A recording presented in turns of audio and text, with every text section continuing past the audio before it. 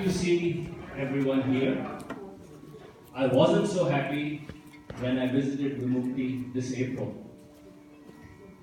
The parents of the rich kids whose school was being shared by Vimukti on a part-time basis found it below their dignity to have their kids rub shoulders with the poor girls from Vimukti.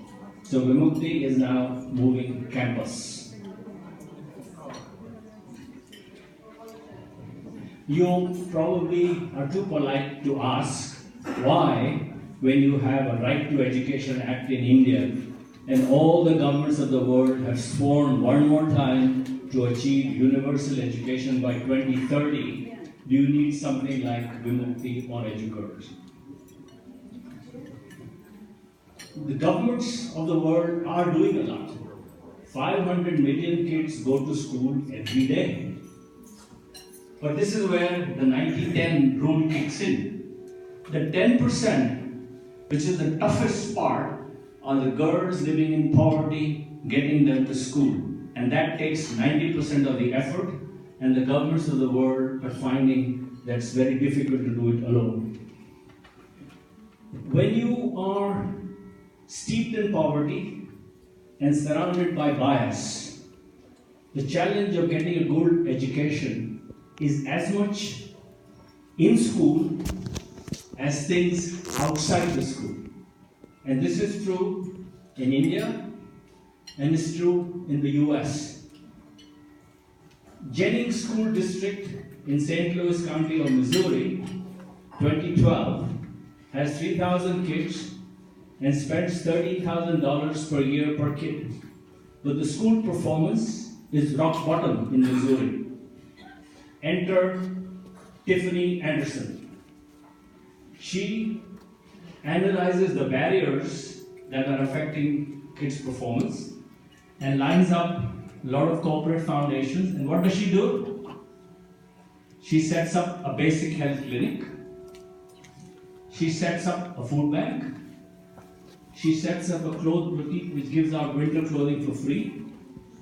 She sets up an after-school care program and things of that type. And what happens? The school performance rockets up. Tiffany was given a PhD last month for her effort. So, in India, unfortunately, we still have a lot of challenges in school. We have schools without girls' toilets. We have schools where teachers are undertrained, undermotivated, perhaps missing in action altogether. And we have schools that don't have books, don't have computers. But fortunately, the government is working very hard, and institutions like Prafam are helping governments do a better job. Now, the out-of-school challenges are equally deep and pernicious. There is a concern for child molestation. Kids and parents don't want to let their kids out of sight.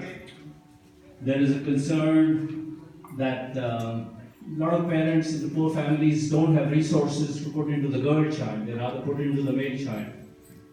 There are demands of girls' time at home to keep the family running while both parents are out there to eke out a living.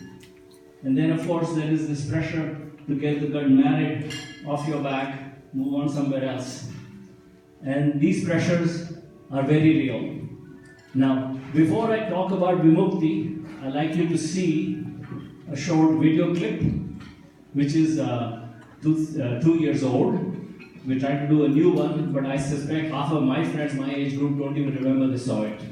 Anyways, let's see the video clip. The sound is a bit low, so if you're